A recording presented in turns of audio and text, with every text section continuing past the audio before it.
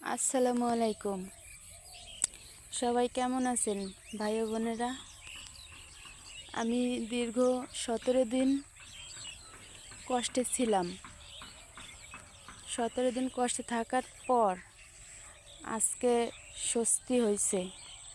কারণ আজকে আমি আগের ভিডিওতে বলছিলাম যে আমার স্বামী একটু বিপদগ্রস্ত অবস্থায় আছে, কিন্তু আজকে 17 দিনের দিন সে বিপদটা থেকে উদ্ধার হয়েছে।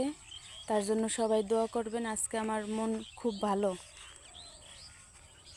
লাগতেছে, কারণ স্বামীর যদি বিপদ থাকে কোনো স্ত্রী ভালো থাকতে পারে না। আর আল্লাহ তাআলার অশেষ রহমতে তার দোয়া, তার মানুষের দোয়া, আল্লাহ তাআলার রহমত ছাড়া হয়তো কোনো কিছু সম্ভব হইতো না। আমি মনে করি আল্লাহর কাছে চাওয়ার মতো যদি কোনো মানুষ চায়, আল্লাহ কখনই তারে ফেরত দেয় না। 17 দিন যাবৎ স্বামী বিপদগ্রস্ত অবস্থায় ছিল, তার জন্য যতটুকু সম্ভব যা করার সব করছি। আজকে সে ভালো হয়েছে, ভালো অবস্থায় আছে।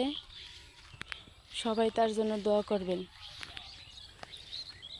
আর কোনো ভাই কোনো বোন যদি বিপদগ্রস্ত অবস্থায় থাকেন, সে যেন, আমার অনুরোধ, সে যেন আল্লাহ তাআলার উপরে ভরসা রাখে, মন যেন নষ্ট না করে। আর তার আশেপাশে যত আত্মীয় স্বজন ভাই বোনেরা আছে সবাই যেন তার পাশে থাকে।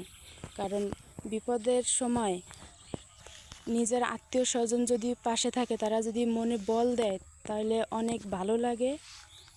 আর মানুষ মনে হয় না যে সে কষ্টে আছে।